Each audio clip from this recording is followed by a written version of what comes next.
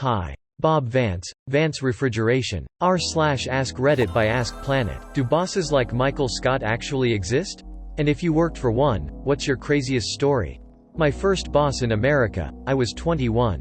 He was Asian American. I had never seen The Office but noted the absurdity. He would get free potato chips from a guy in a company truck and would stuff his cheeks in the middle of telling me what to do. He always offered some. Fired a coworker for screaming some racist stuff at me by just yanking her out the door. Called another coworker a cub or a baby lion because she was tiny with wild unruly hair. Would do a small mini roar whenever she was about to report for her shift or when I mentioned her name. Ran around the place with a wig on his head imitating me. Brought his daughter to work and give her piggyback rides in the office. Would ask me to take videos. Would talk to black people in a black way. He would say "what's up shorty" to the ladies and "what's poppin'." Called the guys Tyrone and would say "she ate" in his most convincing, black, voice. It was actually pretty good. Would ask me to teach him random Arabic words so he could yell them sporadically in the middle of the day. He always got the accent right. Had an open door policy and would do shots in his office.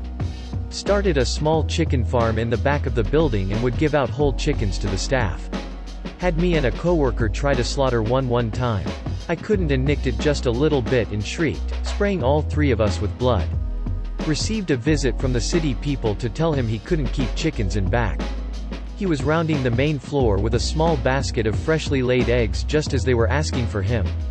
Did the chicken farm again the next summer, this time with a small garden growing squash, cucumber, corn etc. to disguise the chicken coop. Happily gave out vegetables along with chicken. Would be extremely proud of taking home a tray of his own eggs to his children.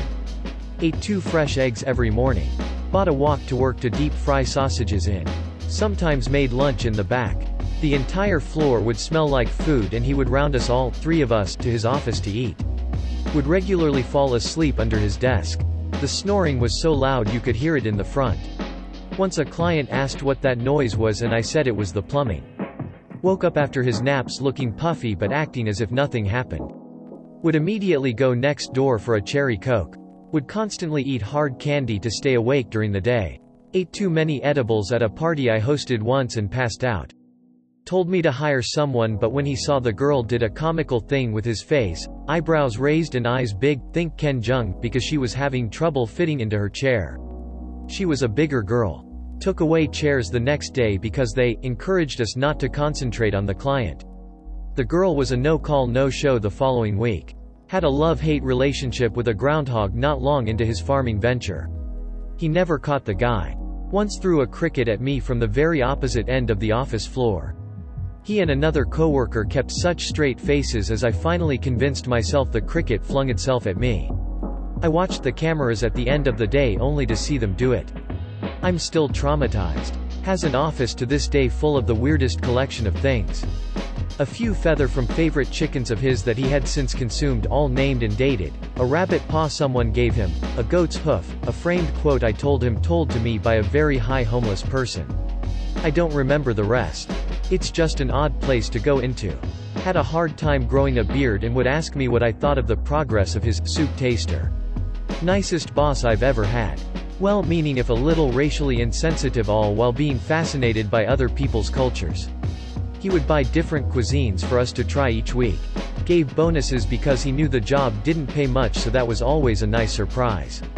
He paid my former coworker when she had to stay home all through her husband's COVID.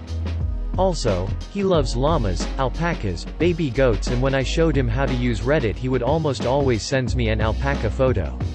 I still get a photo now and then.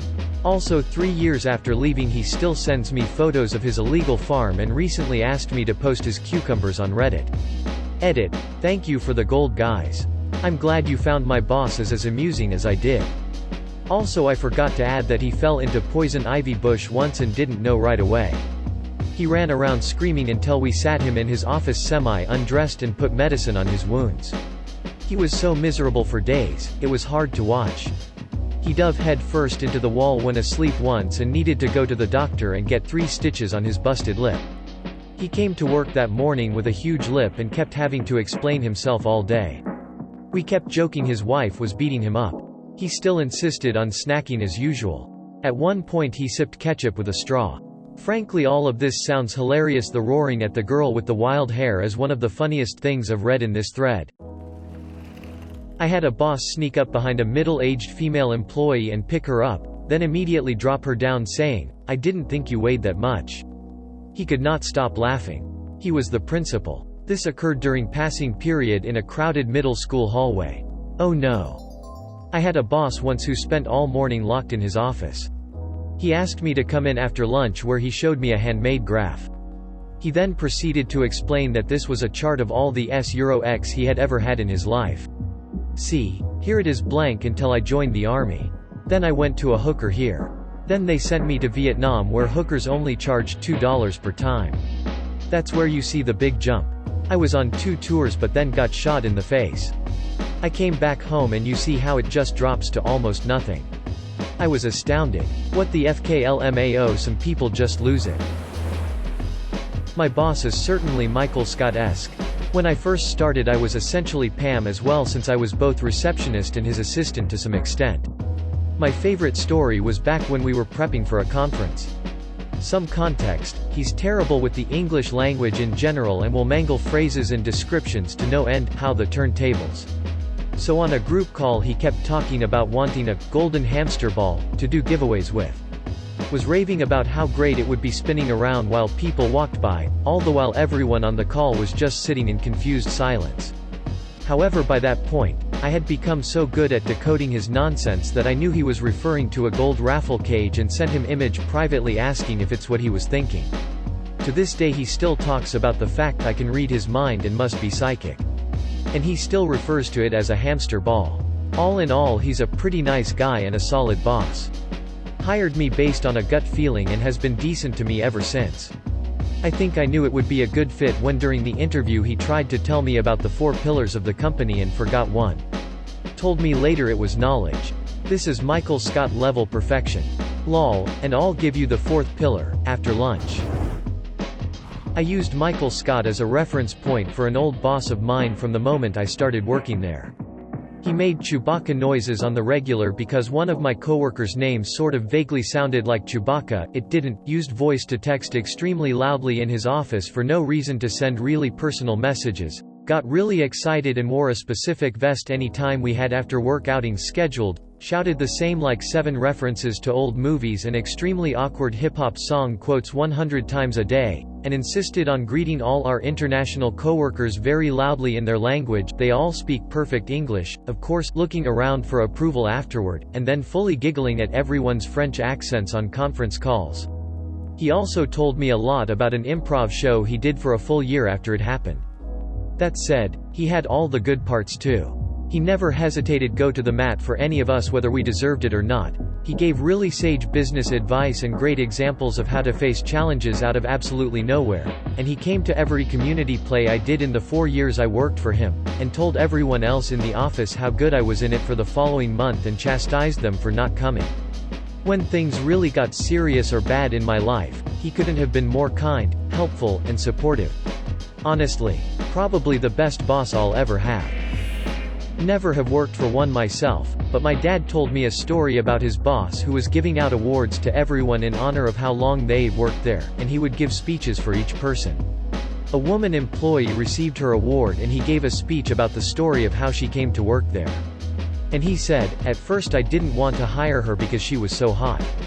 My dad's not working there anymore, but I love that story because I will never not picture Michael Scott giving Pam a Dundee and saying that about her." Edit.